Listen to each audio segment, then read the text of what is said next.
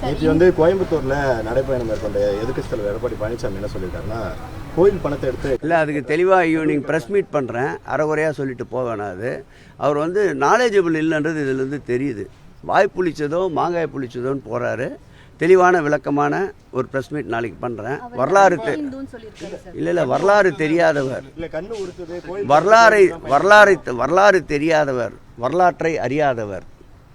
ஆண்டு மறைந்த தலைவர்கள் பக்தவச்சலம் தொடங்கி, காமராஜர் தொடங்கி, புரட்சி நடிகர் தொடங்கி, ஏற்கனவே முதலமைச்சராக இருந்த அம்மையார் தொடங்கி, இந்த கல்லூரிகள் சார்பில் கட்டப்படுகின்ற அனைத்து மாணவர்களுக்கு தேவையான அடிப்படை தேவைகளை பூர்த்தி செய்து தந்திருக்கின்றார்கள்.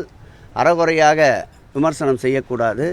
முழுமையாக ஒரு தெளிவான பத்திரிகையாளர் சந்திப்பை மாண்புமிகு முதல்வர் உத்தரவை பெற்று நடத்த இருக்கின்றோம். ஒட்டுமொத்தமாக சொல்ல வேண்டுமென்றால் அறியாமை இருளிலே மூழ்கி இருக்கின்றார் இன்றைய எதிர்க்கட்சி தலைவர் என்பதுதான் என்னுடைய ஒரே வரி பதில். இன்றைக்கு கூட நம்முடைய கொளத்தூரிலே அமைந்திருக்கின்ற அருள்மிகு கற்பகம்பாள் திருக்கோயில் பயிலுகின்ற கல்லூரி மாணவ செல்வங்களுடைய பெற்றோர்கள் தற்பொழுது ஆர்ப்பாட்டத்திலே ஈடுபட்டிருக்கின்றார்கள்.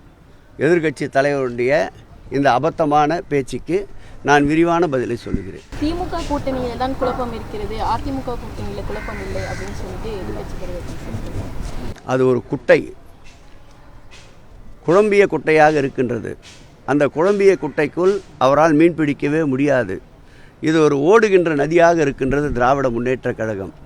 எப்படிப்பட்ட தடைகள் வந்தாலும் இந்த நீர்ப்பாய்ச்சலில் அனைத்தும் அடித்து செல்லப்படும். 2026ஆம் ஆண்டு தெளிந்த நீரோடையாக திராவிட முன்னேற்றக் கழகம் இரண்டாவது முறையாக எங்களுடைய உயிரினும் மேலான அன்பு தலைவர் தளபதி அவர்கள் ஆட்சிக்கட்டிலே அமர்வதை எந்த சக்தியாலும் தடுக்க முடியாது. தற்போது பிரச்சாரத்திலே ஈடுபட்டிருக்கின்ற எடப்பாடி பழனிசாமி அவர்கள் அவருடைய உடல் நலத்தை பேணி பாதுகாத்து கொள்ள வேண்டும் என்று அவருக்கு வாழ்த்துகிறேன்.